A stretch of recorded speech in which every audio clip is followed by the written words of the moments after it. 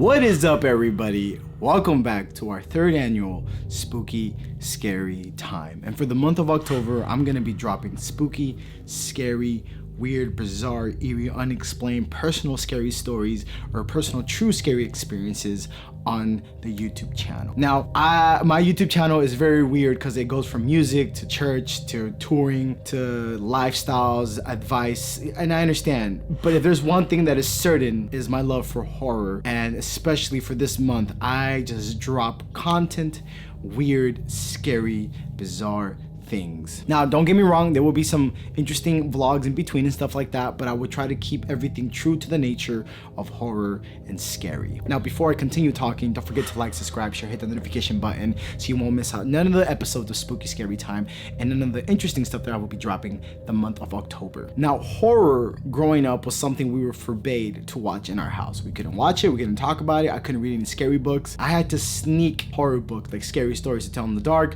Goosebumps, all these R.L. Stein books. I got into Edgar Allan Poe at a very young age, so I had to sneak this book around my house, read them in the bathroom before I went to sleep. And people were always asking me, my dad's like, you take so much time in the bathroom. He was thinking I was doing something else, you know, the naughty, if you know what I mean. But I was just reading horror books and reading Edgar Allan Poe. Nothing sexy about that. I mean, but there was a season where my parents were so busy with work, business, and them developing themselves into pastors. My aunt would take care of us. And my aunt and her husband at the time loved horror. If you know anything about Central and Latin American horror, is that, we tell our kids ghost stories to go to sleep. Good night, little Timmy. Don't let the bed bugs bite. And may you dream of rainbows and beautifulness and clouds and Snickers. Good night, Timmy. Yeah, that's how a normal household would be. For us, we'd be like, look, if you didn't go to sleep, El Cucuy is gonna come out of the closet, pull your legs, take you to hell with your other brothers and sisters. I had other brothers and sisters? Had.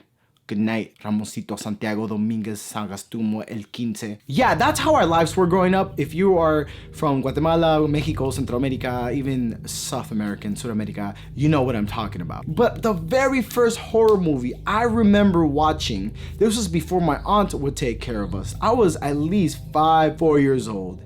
And that was the Pet Sematary, the 1989 movie version. When I was younger, I was an avid reader, I'm not gonna lie. Back then, we didn't have YouTube videos. We had to read our books. We had to analyze our books, our stories. We didn't have, Hereditary Explain, even though that movie destroyed my life.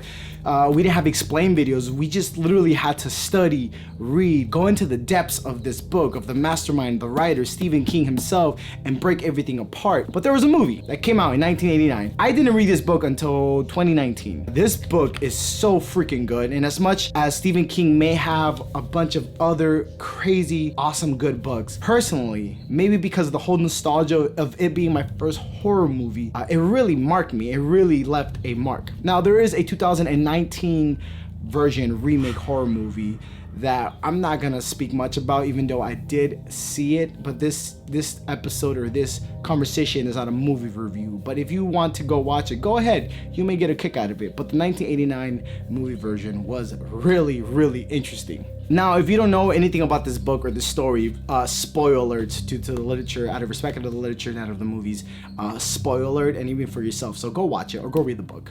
I'm going through my book and I have my South Bay mental health appointment when I was going through my phase of depression and anxiety and PTSD. And I remember I would read this book in the waiting room.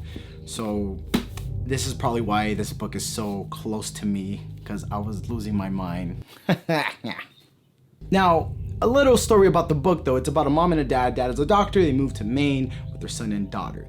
Son, very hyperactive, 2-3 years old, running around, gets hit by a truck. The dad feels guilty. This guy or this person that has lived on the land named Judd tells him about a pet cemetery that if you bury any pet there, the animal will come back to life. The dad buries the son comes back to life. He's demonic, he's diabolical, he kills everybody.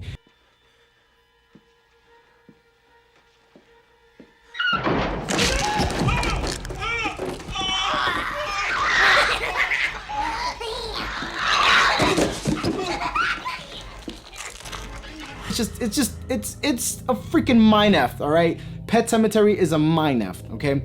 Now, the most scariest part of this, it's there's horror and there's attachments to the Wendigo monster and all these things. Well, I'm not gonna break that down. I'm a big fan of psychological horror and psychological torment, maybe hence why I came out of depression, anxiety, PTSD, and that was my torment, was psychologically. But the fact that this father was playing tag with his son, and then the son was running away from him because they were playing, the father stumbles, the son runs into the middle of the road and gets splat by a big semi-truck. The torment of the father is incredible. Like, poor guy, he would never be the same and never was the same. Obviously, me watching this as a kid, I just remember more of the actual horror, the imagery, and not really the story. You know, when you're a little kid, you're there, you need lights and bombs and bullets and action and all this stuff. But when I was watching this movie as a kid, I do remember, why is all of this happen? Why is all this happening? Why is everything so eerie? What's going on? And don't get me started about Rachel's, Lewis's wife, the doctor's wife's sister side story. That was a mouthful. Zelda, there is this scene with Zelda. Yeah, that's gonna mess you up, okay? That would destroy you. That would just hurt, like seeing something like that happen. And the fact that in the movie or even in the book, it talks about that, I just don't want to say too much, but just the imagery and the noise that the body might be making while it's trying to move around, and it's just too much, man. I'm 4 or 5 years old watching this movie, and I'm like, what the fudge is going on? But just imagine a young little Leo getting his introduction to horror. This here was the introduction to my life when it comes to horror. I don't regret watching horror. I love horror. This movie here, though, was the introduction to horror for me. I don't regret watching this at all. And the remake, well, I have my reservations. All I gotta say is that it has cool actors. The acting was pretty dope. The movie's just really fast paced, and it feels like that movie came out in 1989, and the 1989 version movie probably came out in 2019. So the movie ends that Lewis buries Rachel, and Rachel comes back from the dead.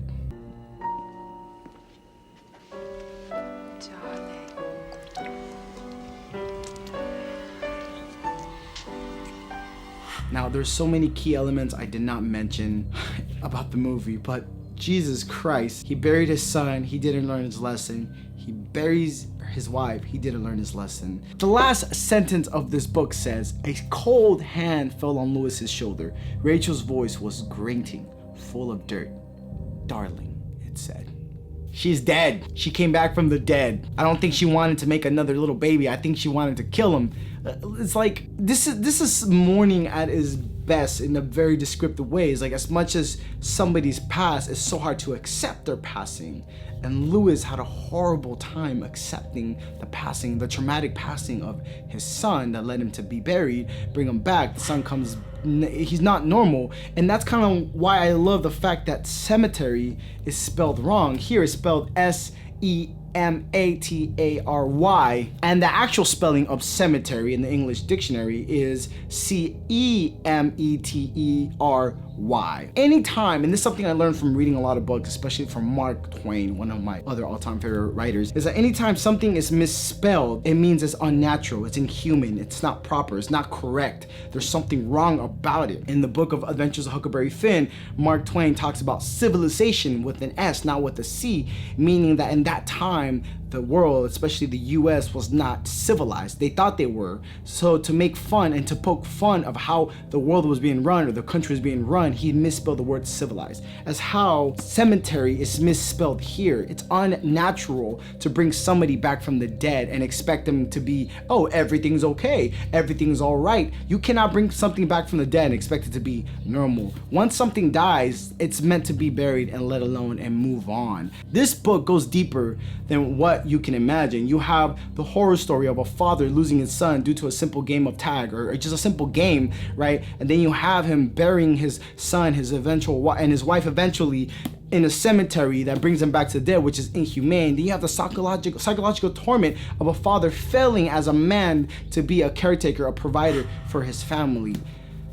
This goes deep and deep, and I love it. I hope you guys enjoyed this first prologue episode, you can say, of Spooky Scary Time. Guys, I'm super excited that we are doing Spooky Scary Time for the third year in a row to keep the tradition going. I hope you tell your friends about this channel. I'm trying to get to 1,000 subscribers before the end of the year. Nothing but interesting, spooky, scary stuff for the next month. I hope you enjoyed. Don't forget to like, subscribe, share, hit the notification button. Tell your friends about this YouTube channel. Go watch this movie. And if you've seen Pet Sematary, tell me what you think. Tell me your comparisons of the book as well if you want to. Tell me about if you like the remake in 2019 better than the 1989 version. Tell me if you like the book overall best. You let me know in the comment section. I love you guys. Don't forget to like, subscribe, blah, blah, blah, blah, blah, blah. Talk to you guys later. Stay spooky, stay safe.